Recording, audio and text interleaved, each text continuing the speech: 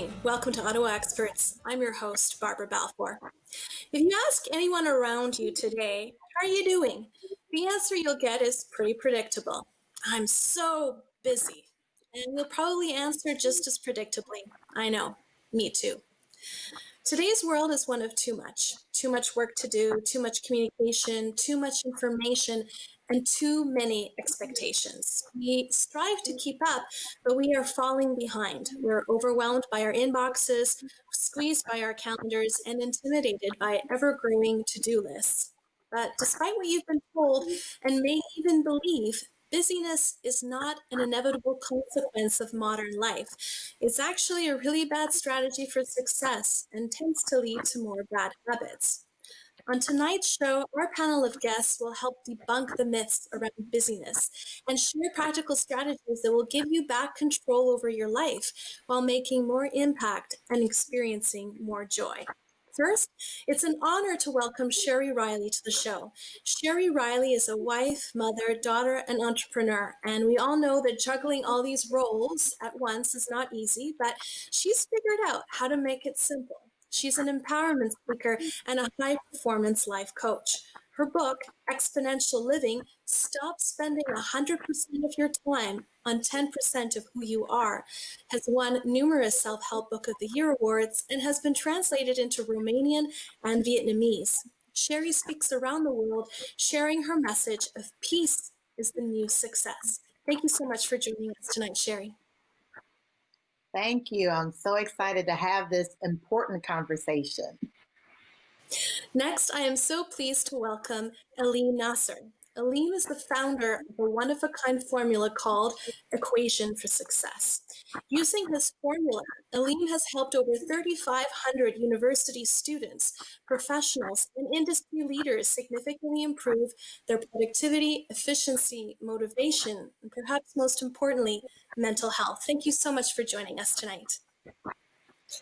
Thank you for having me. I'm really looking forward to the conversation today. I'd like to start by digging into both your personal stories and the aha moments that you experienced that brought you to do this for a living, basically helping others regain control over their lives at different stages. Sherry, let's start with you. You had a very successful career in the music business. You worked with big-time artists like Usher, who actually wrote the foreword for your book. At some point, you said, this isn't worth it, and you walked away from it all, and you took another path. Take us through your journey.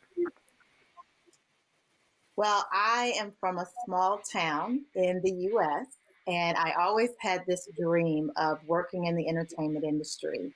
But being from a small town, nowhere near New York and Los Angeles, which were the hubs of entertainment, it was honestly this impossible dream. I mean, everybody felt like I was talking about building hotels on Mars. I mean, that's how realistic I sounded.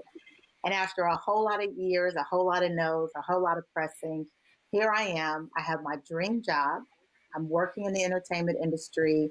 I'm making six figures in my mid-20s. I bought my mother a home by the age of 27. I love the artists I was working with. I love the people I was working with. I love my job. And I was miserable. I was absolutely miserable. Because what I realized, Barbara, is I had this great career, but I didn't have a good life. And I crashed and burned. I was so overwhelmed. I was so overworked. I was so busy, but not productive, that I literally crashed and burned. And so for me, when people say, oh my God, how did you get this amazing revelation? And I go, laying on the bathroom floor in the dark, crying my heart out. Because I was just miserable. And the worst thing in the world is to have the thing you absolutely love to do, but have a life that is absolutely draining the core of who you are. And how did you know that you were not in the life you were meant to be in? What was your gut telling you? Yeah, so all along there was this inkling inside of me, that small, still voice that was, honestly, hindsight, I realized that I had fulfilled the one dream, and it's okay to have more than one dream, because now I've fulfilled the idea, the purpose, the soul earning that I had to work in the music industry, but I also wanted to be an entrepreneur.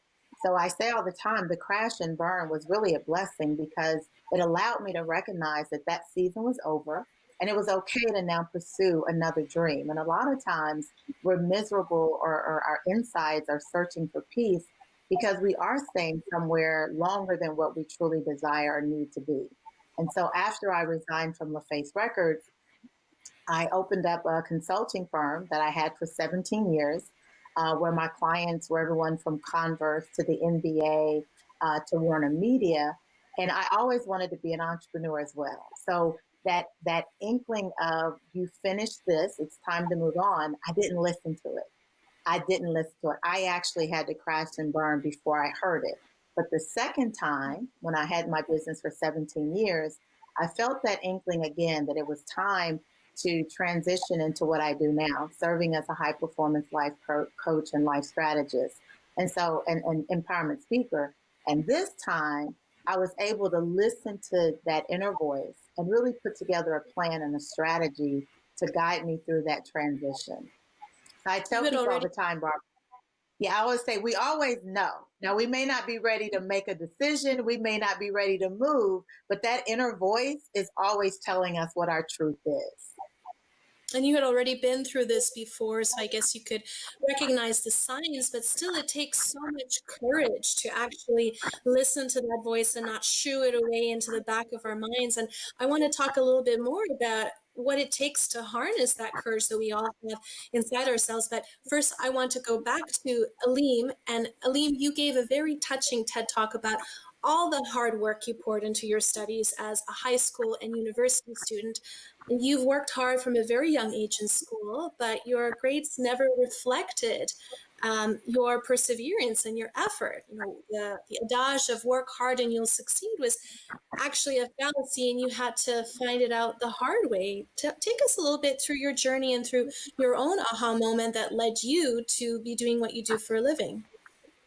No, absolutely. First off, though, I got to tell you that I love Usher's music. So, Sherry, I'm very impressed that you got a chance to work with him. He's just brilliant. He's got some good music out there. So, I just got to start off with that.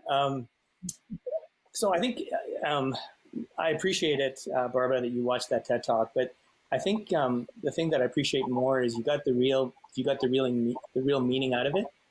And one of the things that caused me to sort of do the talk was that I just realized that people in general have been given a kind of like a formula to be successful, but that formula is incomplete. So, for example, since I was a kid, I always wanted to be a high achiever and just do great things with my life. And the only thing I knew to do was just work hard. And as a result of that, and not unsimilar to Sherry's, that I actually burnt out because I was working really hard, but the results were not coming. And then I realized that, that work hard and you'll succeed formula really was incomplete. And I realized there were some other elements which no one ever taught me. And what was really interesting is I would look out in the real world and I would see the people who were actually getting better results. And they actually were not working harder than me.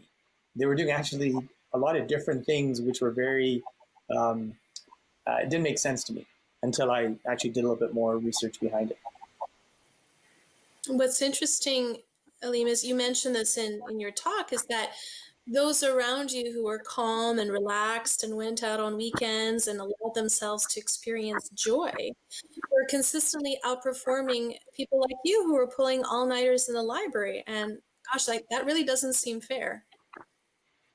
Yeah, tell me about it, especially when you have a genius sister who studies while the TV's on, and then the next day she gets, 85 or 90% on her exam. It's not fair at all. But unfortunately, I didn't have that smart gene that she had. But what I realized was that I needed to actually figure out what was missing, and I thought about it, and I realized that this whole concept of happiness and joy is not taught to us in the right way. And I find that in our Western culture, we look at happiness and joy as an end result. But I actually think that it should not be an end result. I actually think it's an ingredient to help us be successful. just like you would have a tool such as a computer to be successful, or a writing instrument to be successful, I think you also need to cultivate joy and happiness in the same way to be successful, and not look at it as if it's an end goal. And Sherry, you talk a lot about the importance of joy and happiness and finding that peace in your life. You talk a lot about that in your book. Was it difficult for you to get to a point where you could allow yourself to experience these feelings without feeling guilty, without feeling like you were wasting time or doing something that you shouldn't? Because I know for me as an overachiever, it's hard to get past the guilt if I'm not feeling productive. Oh my gosh, I'm over here like wanting to jump up and down because everything you're saying, Elam, I'm like, yes, that part right there. Yeah. Yeah, you know what? That's why, Barbara, I say the core to exponential living is pursuing peace, choosing clarity, and living courageously. Because we have to start with that peace. Peace is that inner decision, that inner calm that allows us to tap into our power. And when we get to that place of peace, it gives us clarity. And when you have peace and clarity together, oh my God, you have the courage to make decisions. You have the courage to tell yourself that I will no longer feel guilty. It's okay to be present in this moment and not stressing about tomorrow or feeling bad about yesterday. All I have is this moment of being present. And when you commit to peace, clarity, and courage, when you get present in every moment, then you tap into what Elam is saying with that joy and that happiness. Principle 6, there's 9 principles of exponential living. And the 6th principle is happy is a choice, joy is a lifestyle. And I so echo what you said because those two keys, happiness and joy, aren't destinations that we reach. They really are the fuel that allows us to enjoy every moment. So Barbara, to your point, how do you not feel guilty? Well, when you get the clarity and the courage, when you allow yourself to experience the joy and happiness of every moment, then it allows you to honestly be able to say to those thoughts, no, I'm not missing out on anything because I'm present in this moment. And I'll share this real quick story We're because I just learned. about to go to break. I'm sorry to cut you off, but I want to hear more about those 9 principles when we come back right after the break.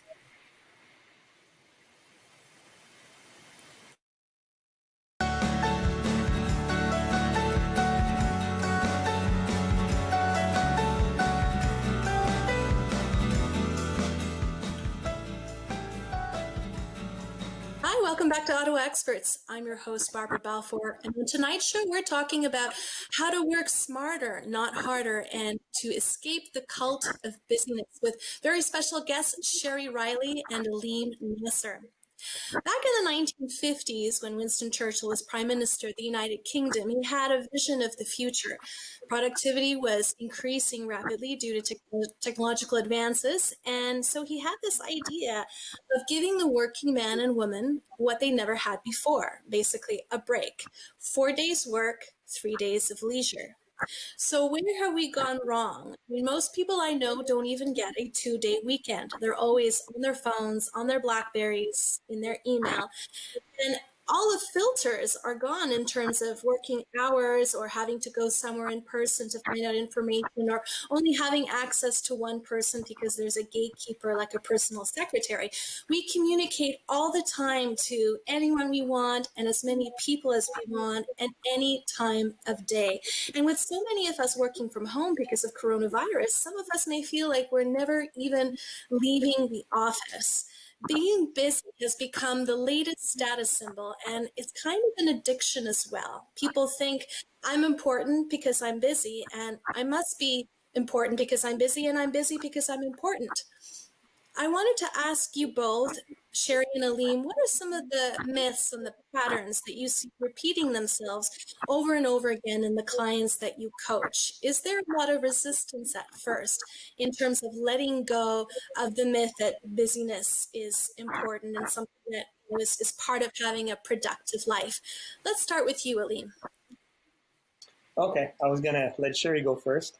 Um, I think I think you're right, Barbara. I think one of the things that, and I see it all the time, it's it's almost as if when we say we're hard workers, we carry it like it's a badge of honor.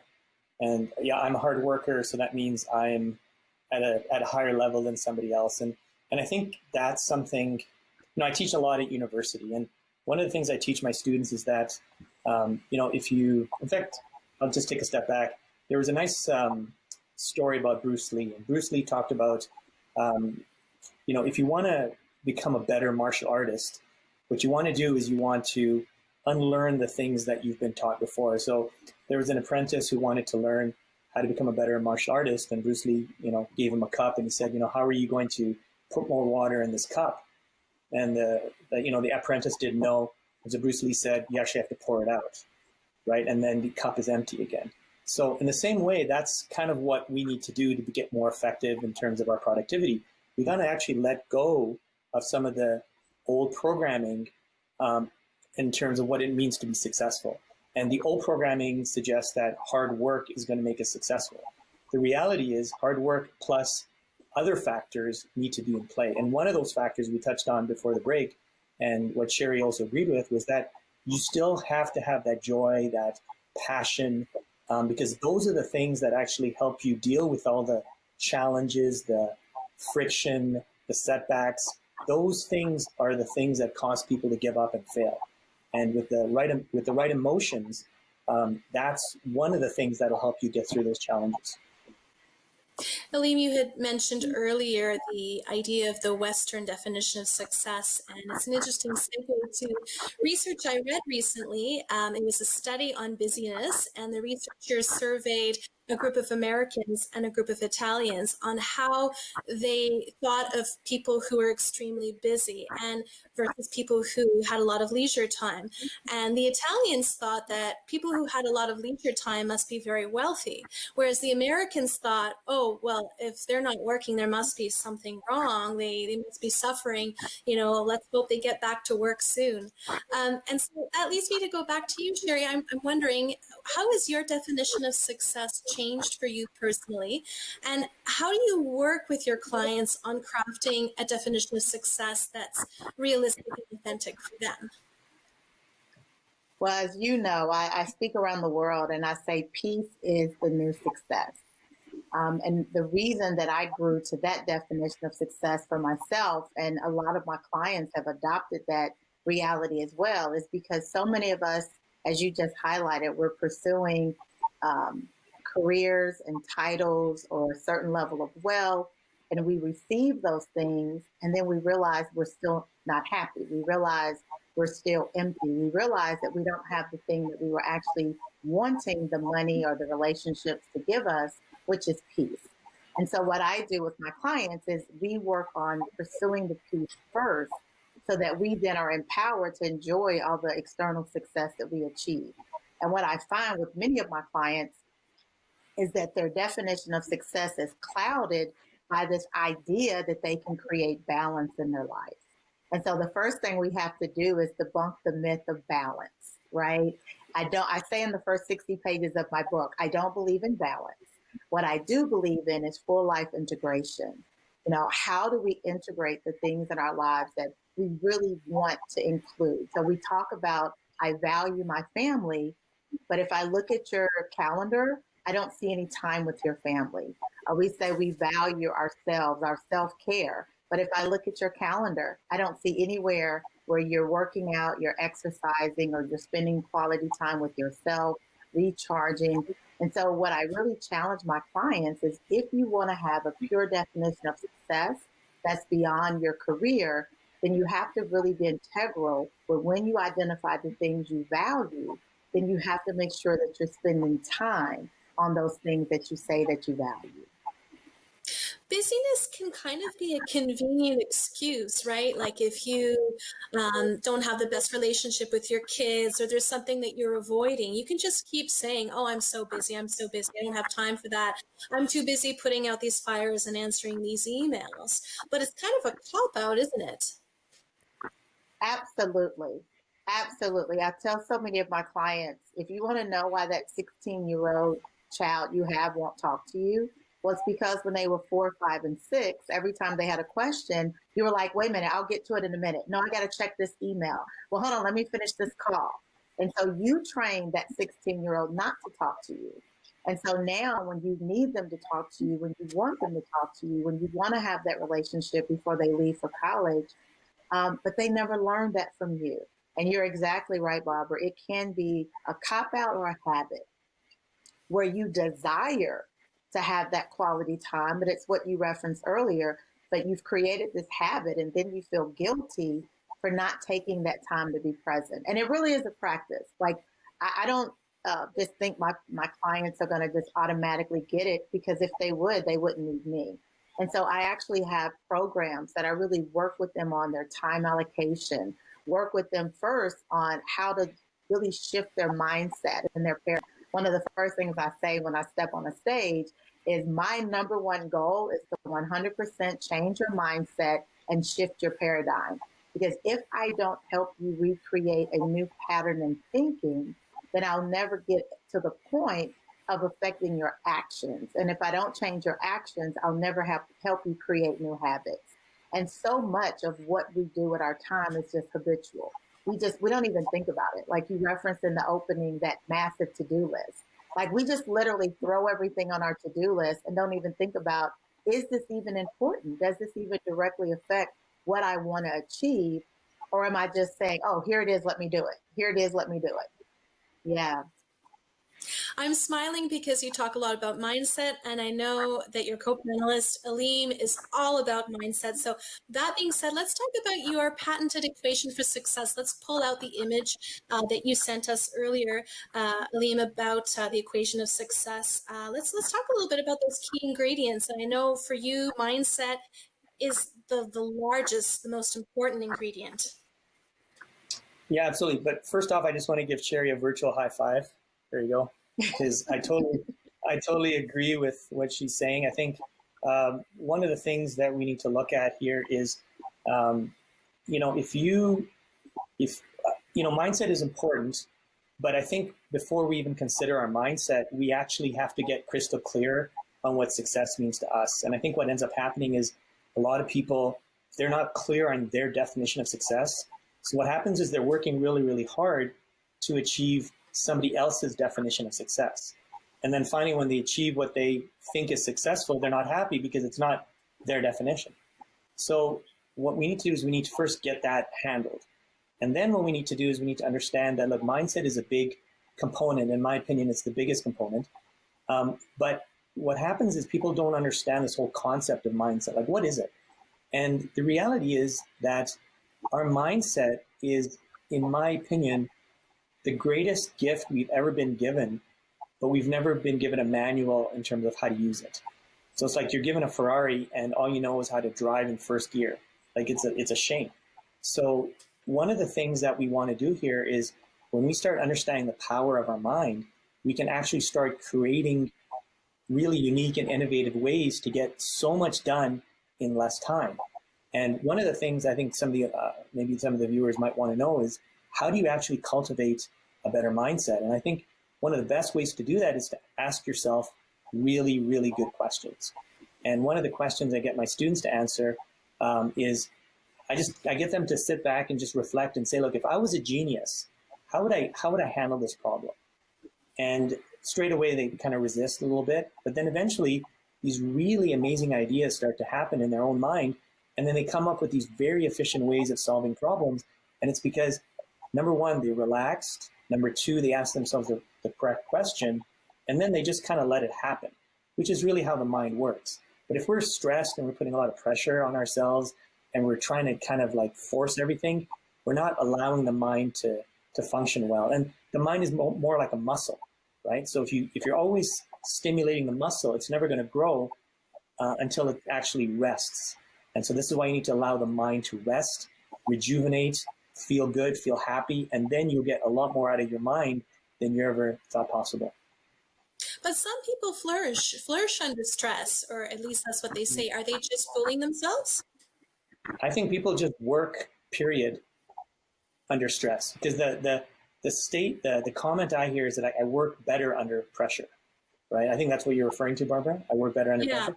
My, Yeah. and my response is no, they don't work better. They just work.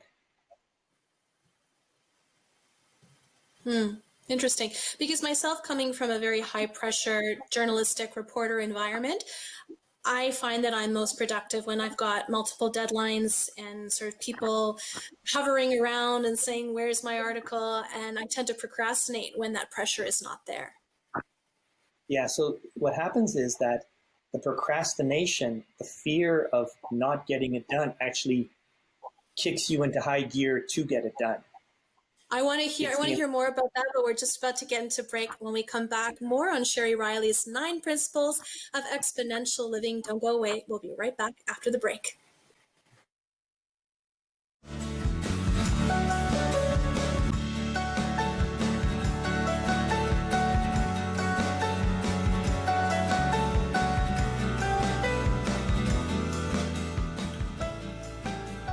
Welcome back to Ottawa Experts. I'm your host, Barbara Balfour. On tonight's show, we've got a powerhouse panel of guests, Aleem Nasser and Sherry Riley, who are teaching you tonight on how to manage your time, manage your life, redefine your idea of success, and escape the cult of busyness that is plaguing us all. Aleem, before we went to break, we started talking a little bit about people who say that they function better under pressure. And I'm certainly guilty of saying that a lot, of being one of those people, having come from a very high energy, multiple deadline, multitasking environment of the newsroom. And I certainly find that when I've got a deadline around the corner, I'm much more motivated than when the deadline is far away. I'm definitely a lifelong procrastinator, but am I just fooling myself? I mean, certainly I'm getting stressed out when that deadline is looming, and I might say to myself, why did I leave it to the last minute? But I think part of the reason why I do this is that every time I manage to hit the deadline, I have not failed yet, but am I just setting myself up for failure? So I don't think, by the way, Barbara, this is an excellent question because this is what a lot of people struggle with, or a lot of people, they question. So I don't think it's that you're setting yourself up for failure, but the way I would look at it is, you are hitting your deadlines, which is great. But what happens is, well, first off, procrastination is actually not a logical problem. It's an emotional problem. And so the reason why people kick into high gear when the deadline is approaching is because it's the emotion that drives them into taking the action. It's not actually anything else. They just have a fear that if they don't get it done, something bad is going to happen. So it's a fear-based problem. Now, the problem with procrastination is that when you do things at the last minute, you may get it done and you may hit the mark, but you'll never surpass the mark, and you'll never do amazing, amazing work, and you'll never know your true potential because you'll never have time to actually fine-tune your work. You'll never have time to reflect on it. You'll never get time to get some feedback on it, get clarification on it, maybe even look at it in a different perspective and take a different angle on it. And so what ends up happening is, yes, it does get done, but it may not get done to the ability that you potentially could have done it till. And I think if you actually give yourself more time to reflect and to analyze your work, you could probably look back on some of the things that you've done and we've done, and we could always look back and say, you know what, I could have done that better. I think that's an excellent point, because when you're always being reactive, you can never be proactive, and you can never really dig deep and get into that analysis and critical thinking. You're just busy putting out fires. Sherry, you look like you have something to add to that. Yeah, I did, and because I love the answer, and I just wanted to add, and the challenge with that is we also narrowed our behavior to just a work environment, and we miss the fact that that type of behavior is not productive and it's not helpful outside of work. And so now we bring that same, procrastination, now overdrive into our relationships with our loved ones, into our relationships with our families, our relationships with our friends. And so a gear that does have some level of use in a work environment, like you said, as a journalist, multi-deadlines, multiple tasks. But once you come out of that environment, the challenge is we don't know how to turn it off. And so now we're working at that same high gear all the time, and our relationships with our friends are damaged. We want to be married or have these productive relationships with our significant other.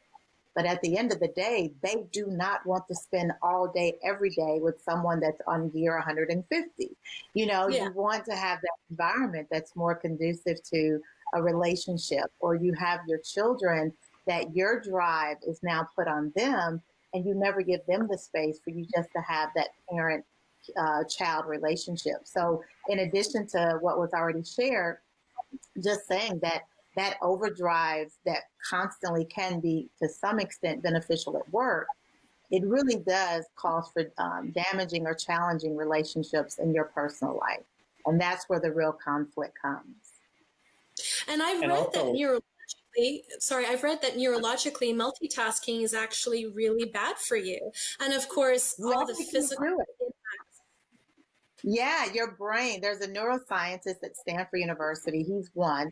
But it's been proven the brain can only focus on one thing at a time. Now, the brain is so absolutely brilliant that it can go back and forth, back and forth, back and forth faster than you can blink your eyelashes. But all it's doing is going back and forth, back and forth. And so, to Aline's point, you're not actually multitasking. All you're doing is going back and forth. You're not really focused, and you aren't producing your best work. You're just making the deadline. And Aline, you had something to add to that? Well, I just think I found my new BFF in Sherry, because she's bang on with everything she's saying.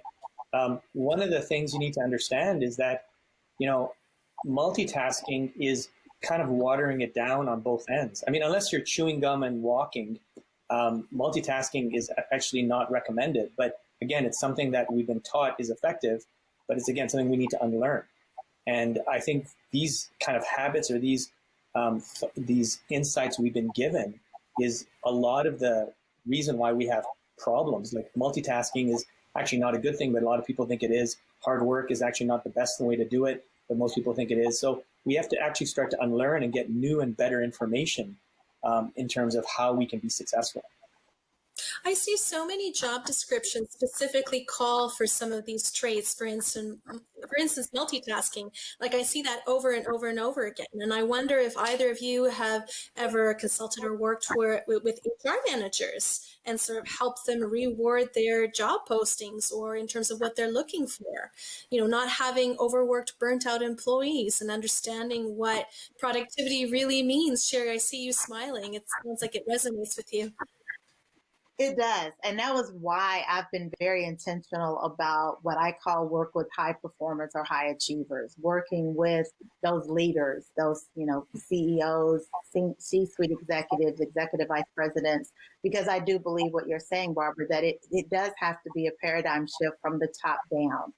Because if you are the leader and you are burnt out, or you're focused on only 10% of who you are, and you're creating environment and that culture in your company, then you're not really understanding all the dynamics that make for a more productive team.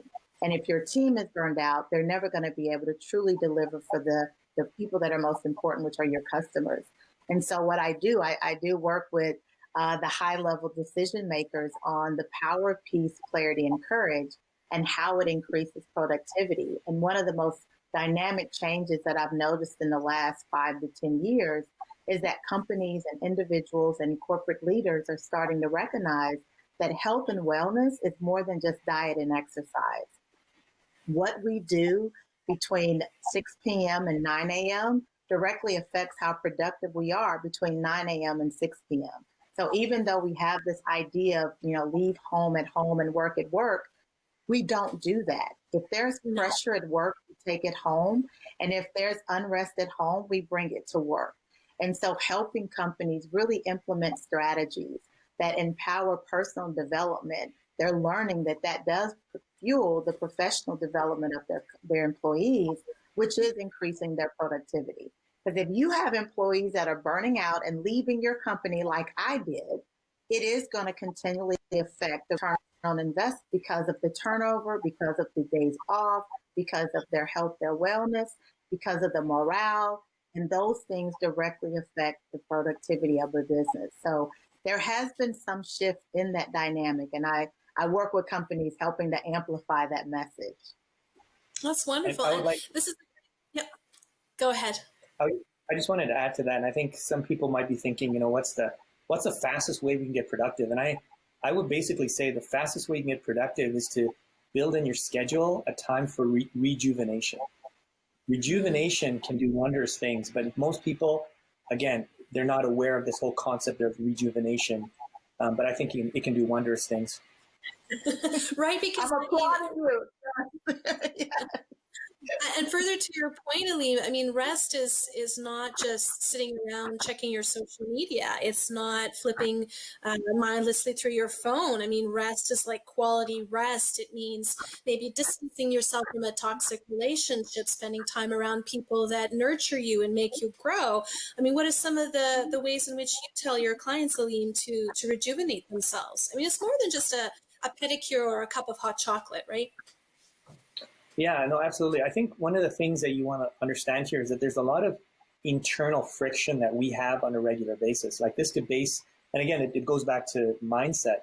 Like if you have a lot of stress and anxiety and worries in your mind, that's actually a form of, how do I say it? That's actually robbing you of a lot of energy and productivity that you could have because you still got these things going on in your head. So first step is clean up your mindset by getting rid of these negative types of thoughts, because this internal friction you may not even realize, but is robbing you of your ability to focus and to handle challenges. That's the first thing But I would do. easier said than done, though, right? Absolutely. And it's because, yeah, no, that's a good point. But I also think that the reason why it seems like it's easier said than done is because most people don't understand how the mind actually works. And if you understand that it's like a muscle, and if you understand that the mind actually needs time to rest and rejuvenate, and there are ways to, and I can share some with you in terms of how you can actually develop that, take the pressure off your mindset. But once you make that a priority, you'll start to notice your innovation, your creativity, your performance levels, they skyrocket because you're now treating your mind the way it should be treated, which is in a very nurturing and rejuvenation type of approach. And one of the things, I mean, if people want to know how they can rejuvenate their mind, is just get a textbook or just get a normal book, a notebook, and write down all these negative thoughts that are going on in your head, and just look at them. And just in that exercise alone, you'll start to feel your pressure go down and the stress go down just by writing it out. Because now it's taking it out from your brain, it's putting it somewhere else, and you come back to it later, and you can focus on other things. We just have a minute before we go to break, but can you get into time management really quickly? And I understand the irony of what I'm asking you. Yeah, quite funny. But the reality is most people think that time management is actually dividing up your day and schedule things within the 24 hours that you have. And again, I don't think that's the best definition of time management. The definition, in my opinion, is you want to figure out what habits are going to lead to your definition of success. That's the first thing. And then the second thing is when you've established those habits, and mind you, I'm using the word habits deliberately, right? So what that means is actually doing the things on a daily basis, plus having high levels of energy to get those things done. If you can combine the two, you'll be blown away as to how effective you can be by using your time effectively in this manner. And we're going back to break. So more from our experts after the commercial break. Don't go away. We'll be right back.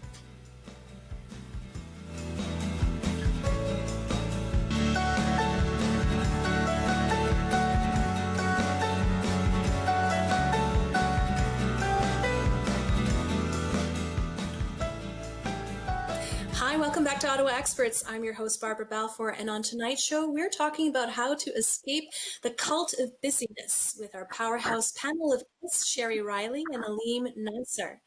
Again, thank you so much to you both for joining us tonight. We only have about 12 minutes left in our time together, and we still have lots of material to cover. I wanted to start with you, Sherry, and speak about some of the exponential principles you reference in your book. And your catchphrase, and I love it, it's stop spending 100% of your time on 10% of who you are. And that's so true, because we've all heard that saying about how we use or we wear 20% of our clothing 80% of our time, and the same idea goes for our possessions. But I had never heard of this sort of phrased in this way before. Talk to us a little bit about some of those principles, and which ones do you hold the most dear to you? Yes, so there's 9 principles of exponential living, and me being a marketing girl at heart, the very first time I ever said stop spending 100% of your time on 10% of who you are, I immediately knew, oh my God, that's a phenomenal tagline, right? But the reality is how do you do that? How do you stop spending 100% of your time on 10% of who you are and expecting 100% of your fulfillment? And what I discovered is these 9 principles. The first principle is live in your power. And that's about making decisions. The first thing we have to do is we have to decide. We have to decide what's most important. We have to decide what the perspective. We have to be engaged. And that's where we get the reward. So the first principle is live in your power. Another principle I'll highlight, since we kind of referenced it earlier, is pursue peace and a positive mind. And what that is about is our attitude, the mindset. How are you going to get up every day? I love what Aline just said about just how you really set the tone on what you're going to be focused on with that mindset, your beliefs, that positive energy, that positive thinking. The 5th principle is stop working and start maximizing, which confuses most people, especially busy people. Like, what do you mean stop working and start maximizing? Well, that honestly is the anchor to exponential living because it is the fuel. And what that means, stop working, start maximizing. Stop just being busy for the sake of busy and really get aligned with how am I going to be productive? When you stop working and when you start maximizing, what it's saying is that you will no longer just frivolously and just put your time in everything, but you will be very intentional about what's most important. And when you're intentional about what's most important, that's when you increase your productivity. But in order to do that, we have to define what is our why. What's really our definition of success? And then I'll just tap on the last one because it's so important, or the next to the last one. The 8th principle is the courage to be faithful. The courage to be faithful. And this is about healing. Because a lot of the times, what keeps us from experiencing exponential living, what keeps us from experiencing it really is fulfilling, is that we have to heal. And the healing isn't always from trauma. A lot of times when we think about healing, we think about childhood trauma or something negative that's happened. But many times we have to heal from mindsets and strongholds and paradigms that have been established. And what I mean is, was, married 20 some years, still loved and liked her husband, 2 children that were very successful. She had a multi-million-dollar business. And when we started working together, she said, I'm trapped in my own success. I don't know who I am beyond the titles that I have. And what we discovered is that when she was 9 years old, her uncle said to her, if you like to eat, you have to work hard. And so she spent her entire life chasing this reality that if she didn't work hard, she wouldn't get to eat. Even though she was a multimillionaire, even though she had this successful career, even though it's that full team, like if she didn't come to work, her staff had everything and she was, the company would not be affected. But she had to heal and understand success was not defined by this one idea of she's got to work. Because for her at that point in her life, success was a travel, being able to serve in a mission environment. So she ended up, after we worked together, serving mission trips in Kenya. She ended up losing weight. She ended up doing all of these amazing things that fulfilled her life instead of just working 28 hours a day. And so that's to be faithful. So that's a few of the principles, but they can definitely get all 9 principles in my book, Exponential Living. And further to your point about healing, I think busyness is one of the last socially acceptable forms of addiction. And as such, I think, as I alluded to earlier, people turn to being busy as a coping mechanism or because they're afraid to pursue those dreams that you mentioned. Has that been your experience, Sherry? Absolutely. It is absolutely a form of self-sabotage. Being busy is a form of self-sabotage. self-sabotage because it keeps you distracted. And most people think, oh my God, if you're busy or if you're working 24 hours a day, or what do you say? Oh, what are you doing? Oh, I'm busy. Then people celebrate you. But it's self-destructive. And honestly, it keeps us trapped in areas that we really are missing out on the joy and the happiness that we've talked about throughout this entire conversation. Just numb ourselves with busyness, numb ourselves, like you said, with the next goal, the next achievement. And then we get to a point where we either burn out or we don't have the full life that we all truly desire. Now, Aleem, I'm interested in hearing your take on this. When do you know whether what you're facing is an opportunity or a distraction that's disguised as an opportunity? So, that's such a great comment. But I think one of the things that we haven't actually addressed, which I think is critical for those people watching, is that we need to understand that a lot of the reasons why we're not succeeding is because we're allowing distraction in. Like just on this, discussion that we're having, I've already got 2 text messages. And can you imagine if I was responding to the text messages and trying to do this at the same time? Both are going to suffer. Now imagine if doing that at work, right? So I think we need to understand that distraction is one of the biggest issues we're having in this time of our lives, and we need to learn how to manage that very effectively. Yeah. So that's, I think, one key factor that I don't think has been addressed yet, but I think it's very important. And then the other question you had was, how do you determine if it's an opportunity or it's a distraction? Is that correct, Barbara? Yeah. I mean, how do you know when to say no or when to say yes? So this, in my opinion, all boils down, it becomes very, very simple and very easy when you've done your first step of that equation for success, and that is to clearly define what success means to you. If you don't know, you're going to let a lot of these things just get in your way because they sound cool and they're fun, and maybe you'll make a little bit of money on the side. But if you know what your definition of success is, it becomes very easy to say no. And so what's your definition of success? How has it evolved since you were a high school and university student? Yeah, well, people ask me that. I have a multi-layered definition of success. I don't believe that success should be just one thing. So I have a spiritual definition of success, which means that I make sure that I keep my connection to God or the universe, whatever people believe in. I always make sure I keep that strong. So I believe in my faith quite a bit.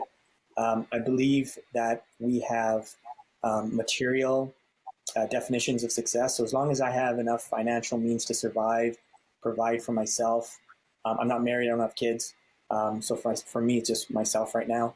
But if I do get married one day, and if I do have kids, then I have to make that as part of my definition of success.